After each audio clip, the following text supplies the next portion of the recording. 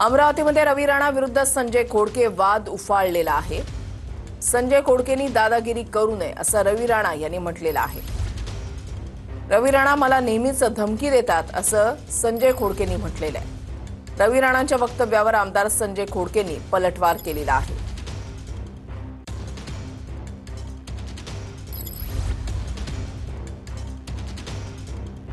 2000 मतांनी आलेला माणूस निवडून एवढा वाजत आहे, पण मी थोडासा जर त्यांचं जर ऐकलं नसतं, एक फेरफटका जर अमरावती मतदारसंघात मारला असता तर 10,000 मतांनी पडलं असतं।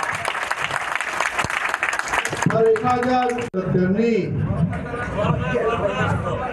एवढी गुरमी करू नये, एवढी दादागिरी करू नये। माणूस जेव्हा मोठा होतो तेव्हा नम्र असला पाहिजे, लवचिक असला पाहिजे, सगळ्यांचे आभार मानले पाहिजे, सगळ्यांना विनंती केली पाहिजे। पण मी नेहमी पाहिलं की 3-3 वेळा फटकली दिल्यानंतर सुधारले।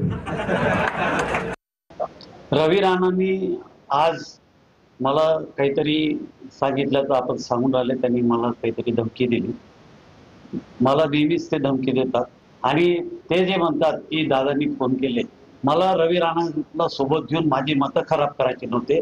रवी राणा मला मतं देऊ शकत नाही। रवी राणा ज्याच्या सोबत जाईल त्याचे मतं खराब होत असते। म्हणून मी पहिल्यांदाही सांगितलं मागच्या वेळेस, तर भारतीय जनता पार्टी सोबत महानगरपालिकेच्या किंवा जिल्हा परिषदेच्या निवडणुकीमध्ये रवी राणाचा पक्ष जर असेल तर मी बीजेपी सोबत युती करणार नाही। हे मी त्याही वेळेस सांगितलं ना, आज